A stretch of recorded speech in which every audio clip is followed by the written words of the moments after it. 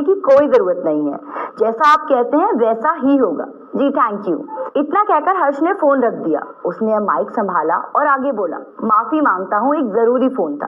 खैर, मैं गिल कंस्ट्रक्शन के बारे में बात कर रहा था। फोन पर इस तरह की डील करने के बारे में सोचकर मुझे गुस्सा आया था, मगर अभी कहानी में ट्विस्ट है। जैसा कि आप लोगों को पता है कि इस प्रोजेक्ट के लिए हमारी कंपनी ने ऑनलाइन प्रेजेंटेशंस मंगवाए थे।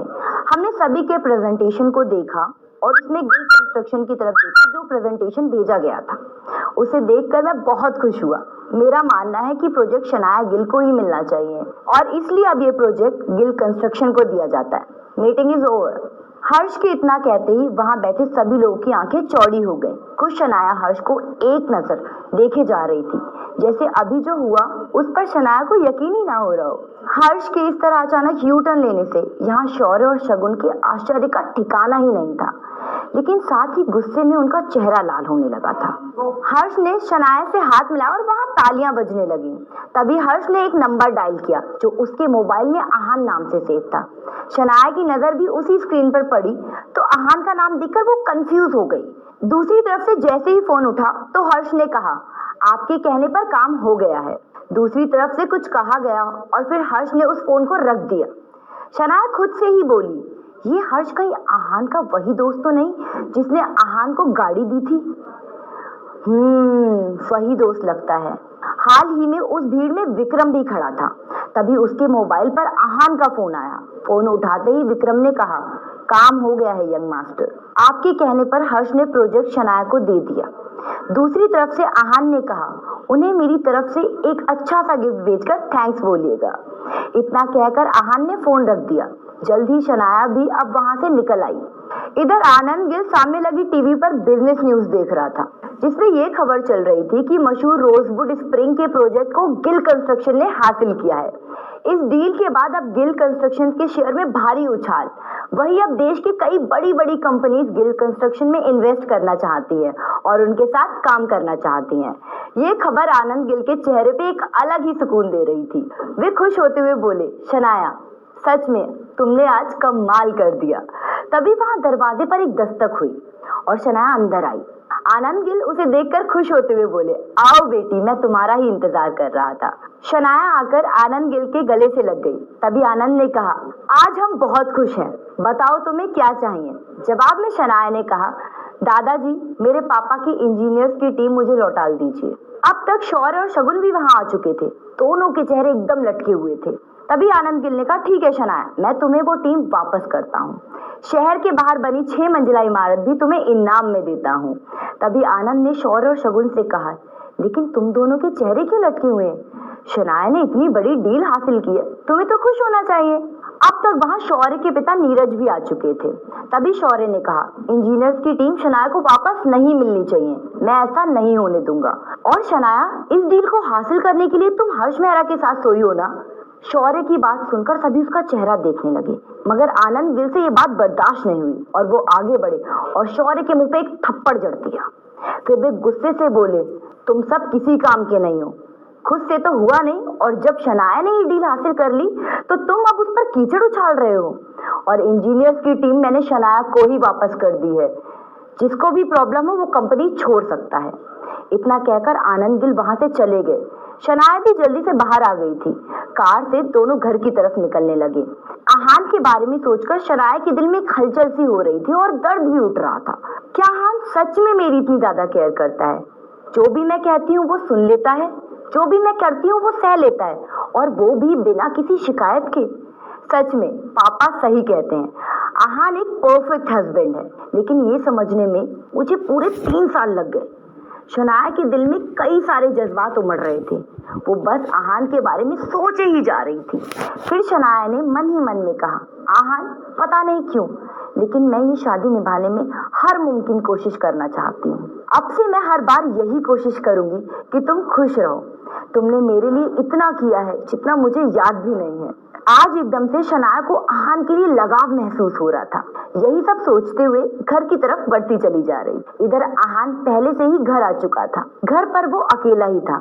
आहान ने फोन पर विक्रम से बाइक का इंतजाम करने को कहा क्योंकि अब शनाया को वही पसंद थी। ये सुनकर विक्रम हैरानी में था। दुनिया भर की बड़ी बड़ी कार लाने को कह देते, मैं इन्हें कभी नहीं समझ पाऊंगा, विक्रम ने ये अपने आप से ही कहा। शनाया को याद था कि आज उसकी सालगिरह है। याद तो आहान को भी था, मगर दोनों एक दूसरे को सरप्राइज देना चाहते थे। इधर आहान घर में शनाया की पसंद की चीजें बना रहा था, तो वहीं शनाया ने अपनी गाड़ी एक बड़े से मॉल के सामने रोक दी। वो आज सिर्फ आहान के लिए कुछ खरीदना चाहती थी ताकि उसे गिफ्ट दे सके और थैंक यू बोल सके।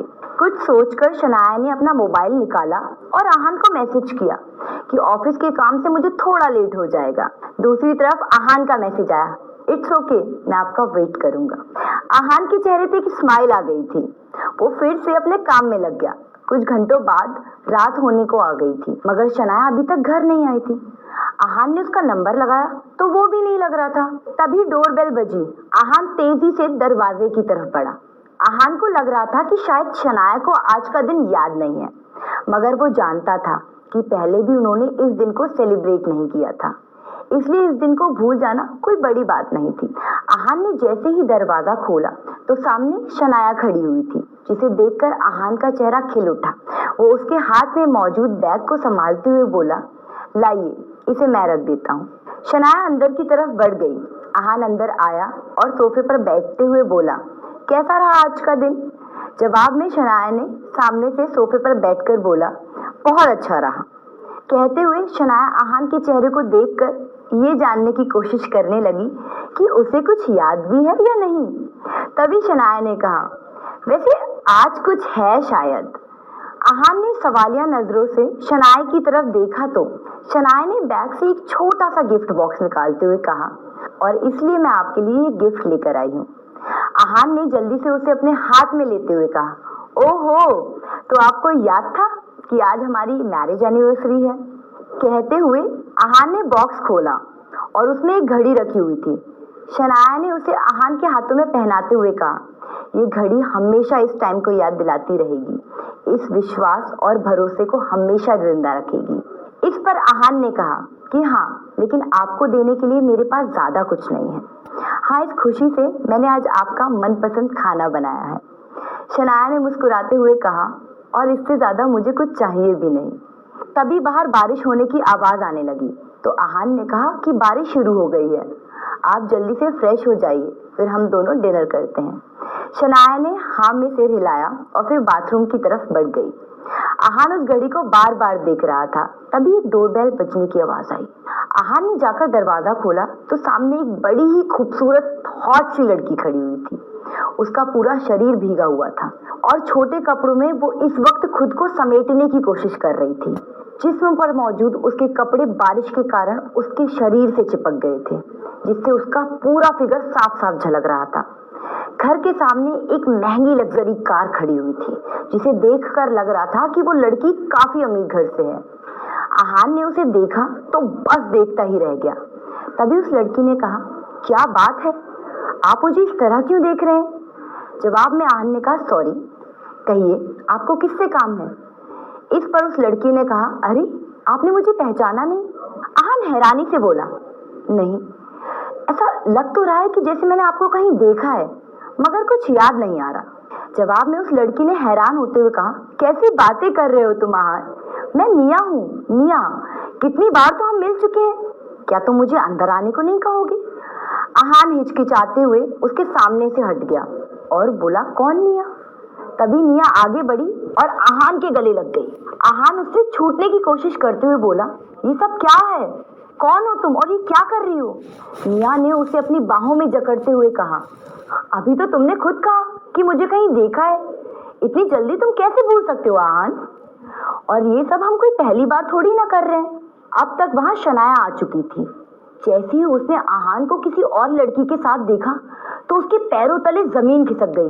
वो चिल्लाते हुए बोली, ये सब क्या है और कौन है ये लड़की आहान? निया ने नशीली आंखों से शनाया की तरफ देखकर कहा, तुम्हें नहीं पता कि मैं कौन हूँ? जवाब में शनाया ने ना का सर हिलाया। तभी निया ने कहा, तो फिर सुनो, मैं आहान की बीवी हूँ। ये सुनते ही आहान के दिमाग ने तो जैसे काम करना ही बंद कर दिया। निया